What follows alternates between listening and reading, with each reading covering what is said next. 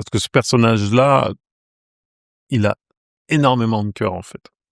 Mais il est juste dans une posture, une société qui fait que cette place-là ne doit pas trop, ne peut pas toujours transparaître. Je voulais aller sur le continent africain pour leur raconter cette histoire. Je voulais pas du tout la raconter en France parce que on l'a amené dans un autre circuit, dans la vision que ça allait, entre guillemets, certaines personnes auraient pu avoir. Et en étant en Afrique, j'étais neutre, donc voilà.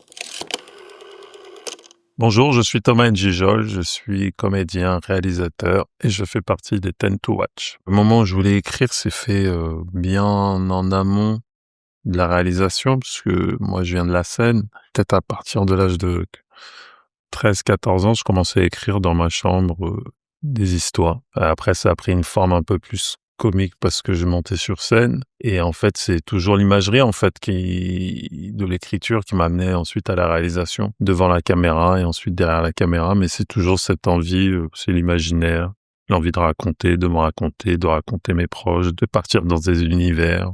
Voilà, c'est toutes ces choses-là qui m'ont au final motivé depuis mon plus jeune âge. C'est-à-dire qu'on peut mourir dans les bouchons dans ce pays.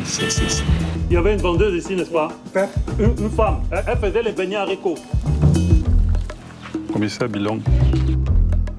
Le documentaire Un crime à Abidjan de Moscou Boko m'a beaucoup marqué. Je l'ai découvert fin années 90, début 2000. Bizarrement, même si il était brut, il était en Afrique, en Côte d'Ivoire, mais il connectait à des choses que je connaissais parce que je suis d'origine camerounaise et je connais le Cameroun depuis l'âge de 5 ans. J'y vais assez régulièrement. Et surtout, le personnage central m'a rappelé beaucoup mon père. Il y avait des choses qui connectait à moi et c'est vrai que très jeune, quand j'ai commencé mon métier de scène, c'était dans ma to-do list de faire quelque chose autour de ce documentaire. Et puis en fait, je pense que c'est la naissance de mes enfants, l'envie de transmission, tout un tas de choses où j'ai eu envie de raconter des choses par rapport à l'éducation, par rapport à la parentalité, toutes ces choses-là, et j'en suis revenu à ce documentaire, en fait. Il y avait un niveau de tension qui me connectait à ma vie. J'aimais, en fait, la tension de ce documentaire et j'aimais la tension entre guillemets personnel que je voulais mettre à ce film. Son surnom, c'est Blacky.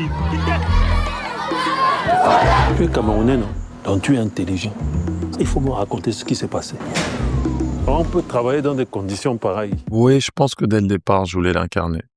Je pense que dès le départ, j'ai cogité un très court temps. Alors, j'irais peut-être pas dire que c'est le rôle d'une vie, mais quand même, parce que c'est personnel, en fait. Et les mots qu'a ce personnage, moi-même, je les ai. C'est pour ça que je vous parlais tout à l'heure de fait d'être parent moi-même, parce que il y a des choses sur lesquelles il faut que je travaille moi aussi. Mon père m'a transmis ça, que mon grand-père a dû lui transmettre, et que moi, je veux arrêter ce cycle-là par rapport à mes enfants. Donc, par rapport à ça, non, je le connais trop, ce personnage-là, en fait. Je le connais trop, je m'inspire de ma figure paternelle, je m'inspire de pas que, parce que même dans le milieu dans lequel j'ai grandi, social, je veux dire. Donc, c'est des figures que je connais, en fait.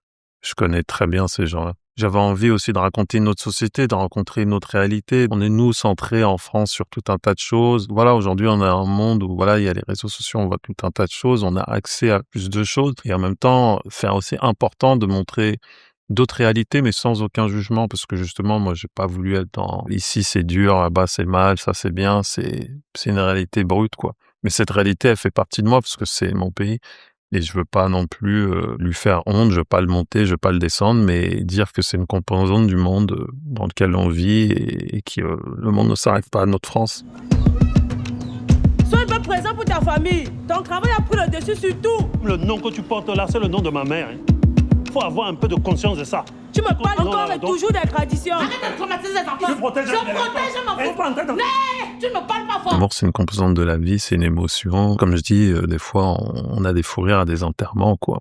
C'est comme ça, c'est quand ça sort, ça sort. Donc, se priver de ce prisme-là, malgré, entre guillemets, ma personnalité comique, je me prive pas de ça, ça fait partie de la vie. Et justement, le challenge, c'était de ne pas être dans quelque chose de forcé, c'est de dire, bah, c'est comme ça, si vous voulez rire, vous riez, si ça vous fait pas rire, mais ça fait partie de la vie, en fait. Donc, ça, je l'ai tout de suite intégré. Et puis, vraiment, la société camerounaise, il y a un côté un peu théâtral, en fait. On est haut en couleur et je savais que voilà, il fallait trouver le juste équilibre, qu'on reste dans quelque chose de réaliste, mais ce burlesque qui fait partie de notre vie. Quelque part, même quand c'est grave au Cameroun, plus c'est grave et plus des fois on se désacralise avec un peu d'humour. Ça fait partie de la société, les gens vivent comme ça.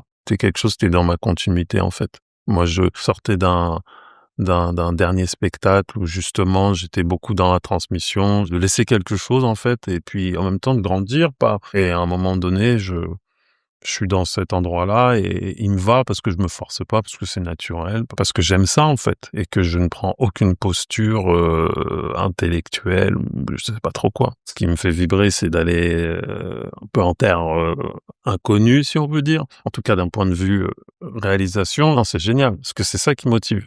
C'est une sorte de, pas d'énergie du désespoir, mais le côté, voilà, c'était le nom de mon dernier spectacle, c'est l'œil du tigre, quoi. J'ai besoin d'être secoué. Si tu me mets dans le confort, je sais pas qu'il va rien se passer, mais c'est le danger, moi, qui me fait triper.